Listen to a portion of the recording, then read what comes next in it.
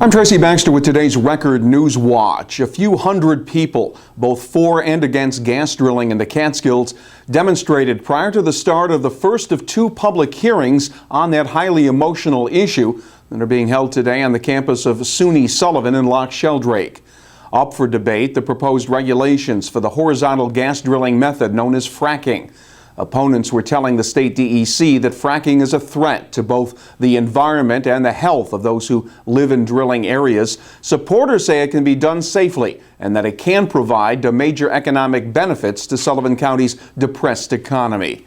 Hearings continue from 6 to 9 tonight. Reporter Steve Israel will have updates here at Record Online and a full report in tomorrow's Times-Herald Record.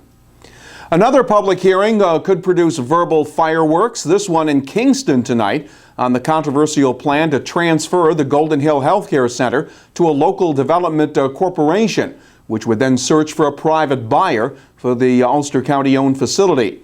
County Executive Michael Hine is pushing the proposal as a way to head off future county budget shortfalls. Opponents have questioned the makeup of the LDC and the process involved. The Ulster County Legislature is expected to vote on the Golden Hill transfer next Tuesday. The Town of Greenville man who admitted to secretly videotaping neighbors while they were inside their homes was sentenced for his crimes in Orange County Court today. Judge Nicholas DeRosa sentenced 54-year-old Angelo DiMaria to 2 to 6 years in state prison. DiMaria must also register as a sex offender. He had pleaded guilty to 24 counts of second-degree unlawful surveillance, a felony. DiMaria was arrested after a neighbor spotted him with a video camera on her garage roof. Police later turned up videos involving 60 incidents that occurred over a 4-year period. The victims ranged in age from 12 to 69 years old. Victims will now go forward with civil lawsuits. Funeral services will be held Friday for Tom Kirwan, the state assemblyman and lifelong Newburgh resident who passed away yesterday following a long illness. He was 78 years old. Prior to entering politics, Kirwan was a city firefighter and member of the state police for 28 years. He served in the state assembly from 1995 until 2008, then recaptured the 100th district seat in 2010. Known as a political renegade and maverick in Albany, friends and colleagues called Kirwan a gentleman and someone not afraid to speak his mind on issues he believed in.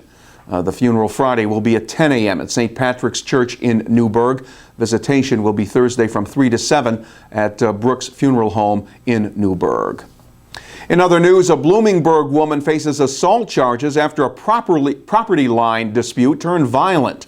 State police say 66-year-old Erna Costanasti hit a female neighbor in the head with a small axe while the woman was removing wooden stakes that marked a property line. The neighbor was not seriously injured. Costanasti is due to appear in Town of Mamakating Court next Tuesday. And in Pike County, the Delaware Valley School Board may have to go to Plan B when it comes to the construction of a new Milford Elementary School. The county's planning commission is recommending that the district find a different spot to build because the 40 acres they bought off Route 6 and 209 has a gas pipeline running through it. A commission member said it means the school would be in the probable lethal zone if an explosion were ever to occur.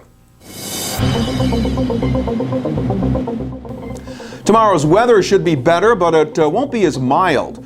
A mix of sun and clouds is in the forecast for Wednesday. Temperatures will top out in the low 50s.